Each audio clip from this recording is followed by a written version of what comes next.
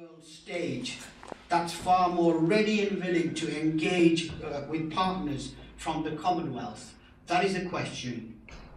Now, being somebody who's a son of Bradford and having this meeting in Bradford, I think I've got to say a few words about the city. I came to this city in 1960. My father had come here in 1956, as indeed a large number of you here did as well. When I came, I lived in a back-to-back house, but a stone's throw from here on Wetley Hill, opposite what is now Regal Foods on Western Street. It was a back-to-back house. Toilets were round the back. We didn't have a bathroom. I used to come to the swimming pool at the end of Drummond Road, on the beginning of Carlisle Road, once a week to have a bath.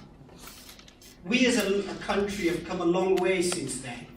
This struggle that I've just mentioned is a struggle that you've all had to face. And we as a country have done very well. And we've done well because of the sweat of the brow of you people gathered here. The Asian community here has to be proud of what it's achieved. The success of this country is also a success because of your endeavours. And I think that because of that, we should recognise your endeavours. One of the things that is central to this debate is about immigration. Many a person doesn't want to touch the subject, but I think it has to be spoken about, it has to be discussed. When we came in the late 50s and 60s, we'd suffered at the hands of 2 world wars. The country needed us. And we, as I said earlier, we participated in building back this country. But soon after arrival in the early 60s, as a country we decided that we had to have some measure of immigration control. My father came with merely a passport. But by the early 60s, we as a country decided you needed a visa. My uncles came because my father had established a business and they were able to come on immigration visas. My auntie came because she married a British citizen of Pakistani descent.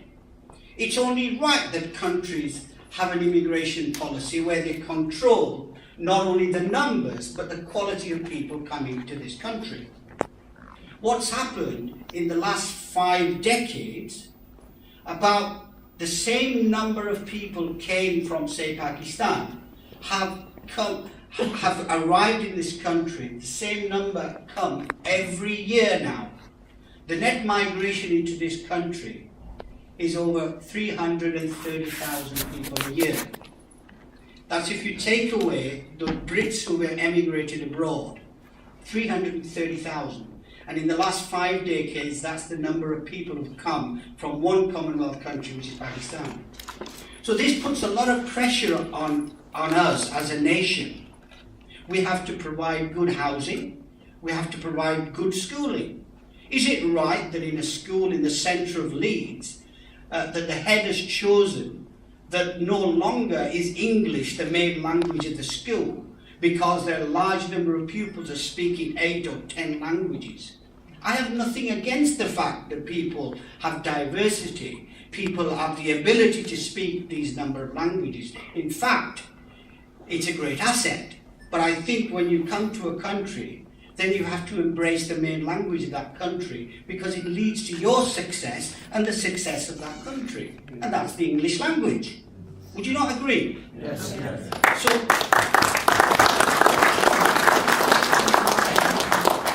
it's putting a lot of pressure on our national health.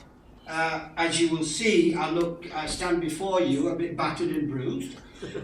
In January, I suffered a bit of a fall at the Richard Dunn Sports Centre up the road. I took my grandchildren and fell and damaged a tendon. And doctors told me that I needed an operation. But the nearest time that I could see a specialist was 2 months away, and let alone the operation. Now, it's a great difficulty that we're having to make appointments several weeks in advance to go to see our GP, let alone to see a specialist. That again is due to the vast number of immigrants coming from Eastern Europe. Now, it's, as I alluded to earlier, it's right that nations have an immigration policy. It's right, but it should be a fair policy.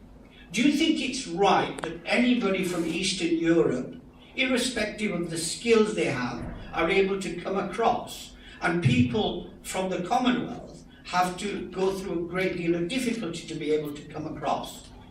What we want is a fair immigration policy. If, for example, anybody can come from Eastern Europe and then within a few weeks get their spouse to come across without revealing if they're earning anything or not, when people who have lived there all their lives and children who are born here have to satisfy over £18,500 per annum income before they can bring their spouse across?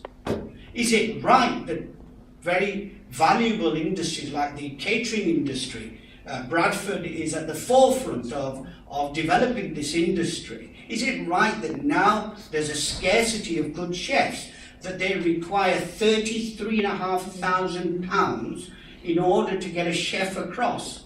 Well, that is just ludicrous. No businesses can afford that sort of a wage level. What people ask for is an equal playing field. What people ask for is immigration rules for Eastern Europe, or in fact the whole world, compared to the rest. What we have is an unfair system, and I think that's wrong. I think we need an immigration policy that is based on skills and the needs of this country. And I think that is one of the reasons why I think that apart from others, that I think that we need to look at the numbers of people coming and also the stresses and strains that it's putting on our country. The other area that I want to talk about is the cost of EU membership. £19 billion a year is what we have to pay in order to be members of the European project. 19 billion. Now, that's 350 million a week. Some people would say, well, we get a rebate back. But as my colleague Dan has said earlier, if you pay rates, say you pay £1,500 or £2,000 a year, you don't say, well, because we get the potholes fixed and it costs £500 for that, etc., you're only paying £1,500. Because that's the logic of some people who are saying that we get a certain amount of it back. Now, I'm a pragmatist, as I'm sure most of you Yorkshire folk are.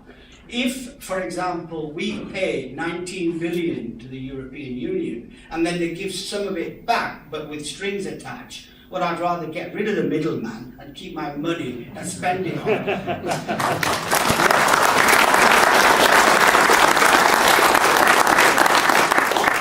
and spend it in areas which I know that our people are in need of.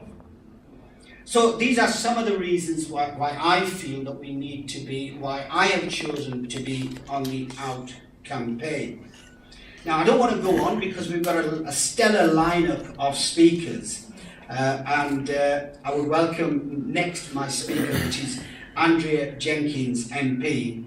Andrea made history back in May 2015 when she was elected as a Member of Parliament for Morley and Outwood, disposing of the then Shadow Chancellor Ed Balls in the process.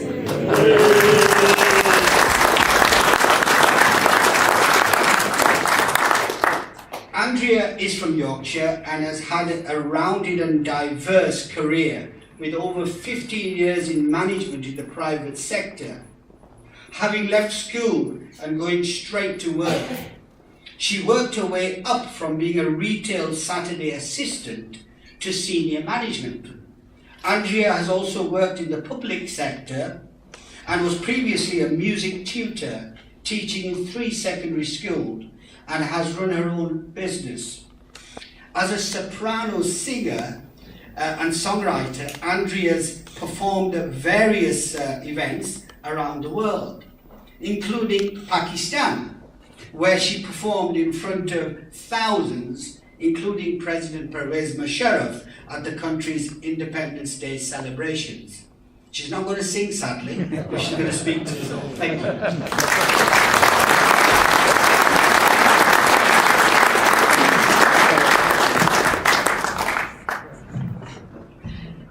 Good afternoon, ladies and gentlemen. Now, how do I follow that? I think we need to start off by saying thank you to Amjad for organising this event.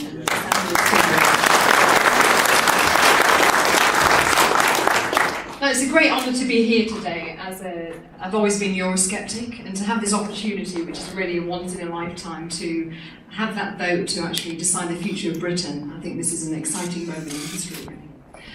I can see some familiar faces here from my campaign last year, election campaign. So I want to again thank you who's here today. I wouldn't be here if it wasn't for you.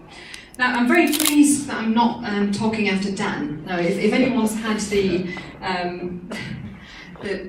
if anyone's been fortunate to follow Dan Hannan and actually hear his speeches, you know, you're in for a real treat today.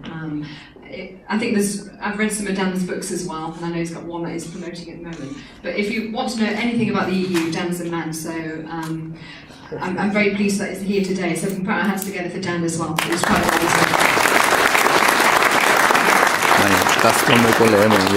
No, it's great to follow a fellow Yorkshire man, and Amjad, you speak great common sense, which quite often only a Yorkshire person can really get. So. I'm relying on my notes today. I literally flew back from Delhi late last night and got the train up this morning from London. So I'm a bit jet lagged, so please bear with me that I'll be relying on notes today. So the British people, as we all know, soon decide whether we want to remain a member of the European Union or leave and chart our own course in the world to be truly independent and free. Now, for me, the referendum debate goes to the very heart of what we want as the country to be. Do we want to be part of 28, ruled by an unelected commission in Brussels, just one voice around a table of imbalanced nations, all with an eye for self-interest for their own country? Just one small cog in a vast bureaucratic machine, which, quite frankly, has seen its economy go backwards, while the rest of the world, including Britain, has motored ahead. Now, I say no. What do you say in this room? No. Thank you. Nee, Las. Now, I don't think it's said enough, but I'm a proud Yorkshirewoman, but I'm also a proud Brit as well. And I don't think it's said enough, but I love our country. I'm staunchly patriotic, I'm proud of Britain and our heritage, and I'm confident to say it. For me, leaving the EU is principally about a return to sovereignty. Lawmaking should be done by this country and this country alone. Yeah. It's got to be democratically elected. Rather than in Brussels, a distant elite who has to take into conditions people from other European countries who are much more disparate and varied than our own country. Now, I don't know what you all feel at the moment about the EU referendum campaign, but I'm quite disappointed the way it's been conducted so far. For too long, the debate has been framed with negative terms, and especially the Remain side pumping out rhetoric about the dangers of leaving the EU. Now, I want to see a campaign based around hope about what Britain could look like if we vote to leave the EU and control our own destiny. Now, I'm no little Englander. I don't want us to pull up the drawbridge and forget the rest of the world. Britain has never been an isolationist, and to claim that we would be if we pulled out is completely false. Now, no other country, which I'm sure you'll all agree here, because we can see we've got a really diverse background here, no other country has done more to spread the principles of democracy and freedom around the world. Britain has always looked for opportunities, not only to trade, but beyond its borders, and it always shall be. Our country is one of 5 nations in the world to hold a permanent seat on the United Nations Security Council. We've got the 4th largest spender on defence, and I know we'll always do our best to protect this country, and most importantly, protect our people. We're in NATO, we're in the United Nations, and also the Commonwealth. These are all examples of nations working together for the common good, with their own national interests, but while most importantly retaining their own sovereignty. We want to trade with the EU. We want hard-working Europeans to come to the UK and contribute, as we do over there, but we don't want them to tell us what to do. We want to govern our own country, and we make the laws. We also can't decide at the moment who we can and can't let in, and we have to pay an ever-increasing amount of your money, most importantly your money, to be allowed to access this uneven relationship. Now, I think this is wrong. Now, what will it mean if we actually leave the EU? Our Parliament will once again be sovereign, we'll be free to make our own laws, which is solely in our own national interest and what's best for Britain. It will be a nation of our making, which is the most important thing. It's our making. We decide what our future country needs. We're not constrained by what's right for farmers in Italy, miners in Poland, and fishermen in Denmark. Now, if we were to leave, Britain would still have a trade deal with Europe. I'm very confident of that, and I'm sure my colleagues are as well. We've got the 5th largest economy in the world, and I've got no doubt that we'll be able to secure good trade deals and investment for the remainder of the European Union. Already there's a tariff-free trade area which extends from Iceland to Turkey, which neither of these countries are in the EU. And the idea that the European Union would put up trade barriers in a way of a country that is largest single export market is not only absurd, but it's illegitimate. Punitive tariffs are especially outlawed by the World Trade Organization anyway. So the fear-mongering, what the Remain campaign are doing, is completely wrong. Now, if we were left to be free to trade with any nation across the globe, able to set our own regulations, what suits our own market conditions, imagine what the country would be like. After all, if countries such as Canada can have free trade deals, then why could we not? Why would we not when we're neighbours and we're already trading and exchanging goods and services with the EU anyway? I've been an MP for less than a year now, and I want to give you a true example on how the EU is constrained on my ability to help local businesses. By trade, I'm a retailer. I started, as Amjad said, I started in retail at 16. And I spoke to the Chancellor last year and I said, our high streets are dying. Yeah, we know it's all a haven of pound shops and charity shops, so what can we do to help drive footfall? So I came up with this idea. Now, it doesn't matter whether you agree with the idea or not, but it's the point that we haven't got control over this. I said to the Chancellor, why can't we have a 2-tier VAT system where it's maybe 5% cheaper on the high street than it is online to drive footfall? But we cannot do it, and why can we not do it is because VAT is set by the EU. So as I said, it doesn't matter whether you agree with it or not, but we can't do it because Brussels say so. Look how long it took, not to embarrass the gentleman in here, but look how long it took to get sanitary products 0 rated. Again, this is a result of EU meddling in our affairs. By leaving, we could bring these powers back home and be free to set things like VAT in a way that works for Britain. So why did we join this mess of a club to begin with? Britain was a different country then, which I'm sure a lot of people in this room can remember. Home industries such as coal, steel and shipbuilding were still huge but was vastly in decline. Inflation was rampant and business was more fearful of the unions and an interventionist Labour government. The EEC, by contrast, represented a free market panacea. In 1973, it's true that we in Britain was once a sick man of Europe, but now, in my opinion, it's Europe that is sick. Leaving the EU is not only the right medicine for our country, but I also believe it'll act as a massive wake-up call to the remaining 27 nations. Now just imagine, come the referendum in June, imagine if we voted to stay in. Imagine what's going to happen then. It's going to lead to further integration. They're going to say the British public have voted to remain, so we're going to put more laws onto your further integration, which quite frankly I fear. Now, Europe needs to end its obsession with the single market. It needs to become more competitive and start looking to the rest of the world for growth and prosperity. The United Kingdom is a strong and proud nation, and now is the time for Britain to stand tall and strong and assert her place on the world stage. Now, I'm the only Yorkshire female MP in the whole of North, South, East and West Yorkshire who's backing Brexit. So I urge everybody here who wants out of the EU, please put pressure on your MPs as well. You know, we really do need to make sure that we stand up for Britain. But it's not about politicians. The future is in every British citizen's hands. We must seize this moment, stand up for Britain's future, as we may never get this chance again. It is not an impossible dream, and this we can achieve when unchained from the shackles of the European Union. We can be free to fulfil our potential on the global stage. As a country, as we've already heard, we send 50 million per day over to the EU. We can invest it in the money directly ourselves into the United Kingdom. It will not solve every challenge, but I feel strongly that it's better used here at home. We can repatriate powers on setting VAT, making an impact on your pocket, up to reclaiming our contributions on the EU budget. Now, I say this to the Remain campaign, and I say this strongly. Do not talk our country down. We are more resilient than you give us credit for. Yeah. We are a great country. We are full of dynamic, hard-working, entrepreneurial people, and I'm confident that we can thrive outside the EU. So I hope you will all take part in this once-in-a-lifetime opportunity to take back our freedoms. And I call on you all to persuade your friends, your family, get on social media, volunteer, knock on doors, because this referendum won't be won by politicians in Westminster or in Brussels. It'll be won by people like you who's on the ground. So thank you very much.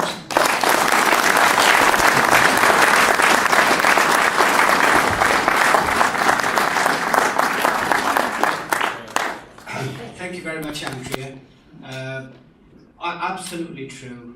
We are a strong sovereign nation. We need to get our sovereign powers back and dictate our future. We've done it in the past. We've got nothing to be ashamed of, and we've got a proud history. Our 5th most successful economy in the world right now, soon to overtake Germany and become the 4th most successful.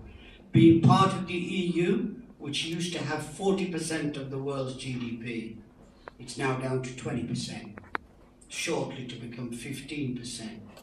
The world is roaring ahead, and the EU is looking inwardly. We're an outwardly looking nation, a proud nation. Thank you very much for that, Andrea. Amjad. Now, our next speaker is a gentleman called Carl Chambers. He's Yorkshire's Regional Chairman of Business for Britain and has successfully brought together prominent business men and women from across the region to participate in the debate surrounding the UK's membership of the EU. He has lived and worked in Leeds for 16 years, and after qualifying and practicing as both a barrister and a chartered accountant, he worked in private equity and corporate finance for 10 years with 3i, the NatWest Markets, HSBC and Coops. In 1996, he was one of the founding directors of Spice PLC, Leeds-based company. As Chief Financial Officer and Corporate Development Director, he helped grow the company from a startup to an FTSE business with a turnover of nearly 400 million, employing in excess of 4,000 people.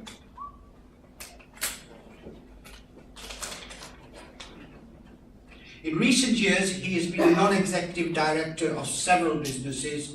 He is currently a chairman of Harrogate-based gas supply business CNG Limited and a non-executive director of Leeds Teaching Hospitals.